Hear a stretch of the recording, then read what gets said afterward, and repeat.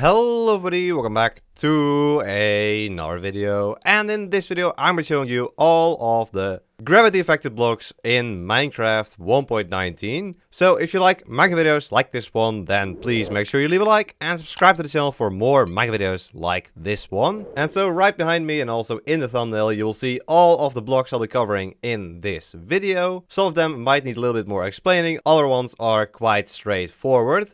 So let's just get started with all of these gravity affected blocks. And so some of the oldest blocks that are in the game we have over here, those are sand and gravel. Sand you find of course in deserts, beaches and rivers. And also you can find gravel in rivers, but also in caves and gravelly mountains, for example. And so even though Minecraft contains hundreds and hundreds of blocks, only a couple of them actually are affected by gravity, as we would expect from, well, real life, I suppose. And so we can place these down and see that yes, sand does indeed fall, just like gravel, but of course that you probably already knew. So we'll just move on. Of course, later we also got introduced to red sand, which generates in the Badlands, or Mesa biome as it was previously called. It is also affected by gravity. And then let's also get all of these blocks out of the way. So those are all different types of concrete powder, which you make by combining two other gravity affected blocks, both gravel and sand, by putting in some sand like this and also gravel along with any kind of dye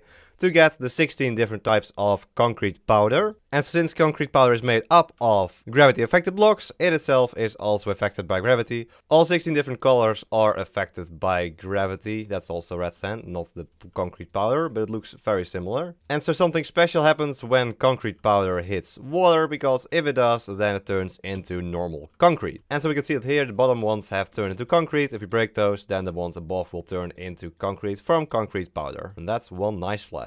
So that means we have sand, red sand, gravel and concrete powder. But what about these other blocks we have here? So first let's turn our attention to the TNT. Of course, TNT itself is not affected by gravity. So this is a little bit of an exception in that you first have to ignite it using a flint and steel. And so this means that you turn it into an entity, but that is also what happens when you place down a block of, for example, concrete powder. You place it down as a block, it turns into an entity, falls down, and then turns into a block again when it lands. And so something similar happens here with the TNT, but it's still quite different. So you have a block of TNT, not affected by gravity, and then you ignite it with a flint and steel or any other type of fire, right-click it, and there we go, it turns and becomes affected by gravity.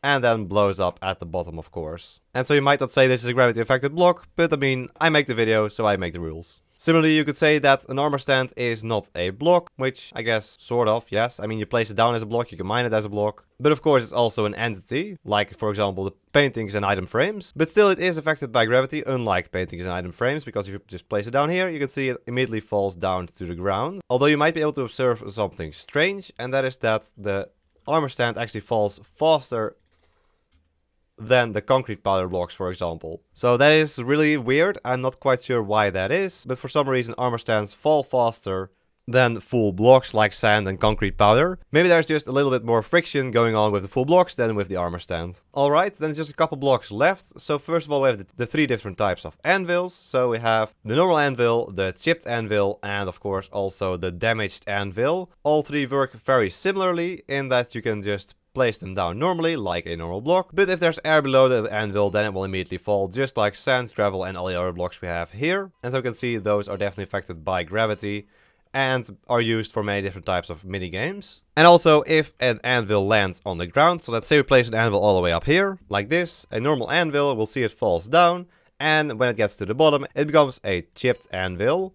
If we place down a chipped anvil all the way up here, like this, it falls down, and we'll see it becomes a damaged anvil. And then finally, if we place down a damaged anvil all the way up here, and we let it land on the ground, you'll see it just breaks. And so those are all the different stages of the anvil. Normally, of course, the anvil breaks when you use it to, for example, repair items. Then it also gradually goes to the chipped and then damaged and then broken anvil. Okay, next we have the dragon egg. So the dragon egg is, of course, dropped by the end dragon once it is killed, and it is affected by gravity like any other block I show in this video. However, it is quite special in that if you try to break it in survival mode, it of course teleports. I think we've all seen this before. And then the way to actually get the dragon egg is to put any kind of half slab or torch below it. So we'll give ourselves an oak slab, dig 2 blocks below the ender dragon egg and place it down and then break this block. The ender dragon egg will fall on top of the slab, and since it can't land there, it will just drop as an item. And so this occurs for any type of falling block. So for example, if we put sand there, it will also break into sand. And the same thing happens with a torch or with a flower pot, for example.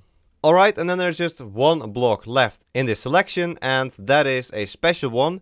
It is the snow layer. Now, actually, this block is not affected by gravity. As you can see, it just disappears if we break the block below. However, currently we are in Minecraft Java Edition, and this is quite a little bit different in Minecraft Bedrock Edition, so let's switch over there. Alright, here we are in Minecraft Bedrock Edition. So here I have some more top snow or snow layers, whatever you want to call it. And if I now break the block below, you'll see, yes, in Minecraft Bedrock Edition, snow layers are indeed affected by gravity. Let's show it a little bit more by towering up a little bit further and placing some top snow over here, breaking the grass plot below, and we'll see, there we go, the top snow falls all the way down and is affected by gravity. And so if you want to know more about these Bedrock Edition exclusive features, I made a video on that, link is in the top right of your screen. So anyway, there we go, those are all the blocks affected by gravity in Minecraft 1.19. I hope you enjoyed this video, and if you did, then please make sure you leave a like and subscribe to the channel for more Minecraft videos like this one. I want to thank my tier 3 member, this Mikkelar. Thank you for becoming a tier 3 member. But there we go, I hope you all enjoyed this video, hope to see you all in the next one, and until then, bye bye!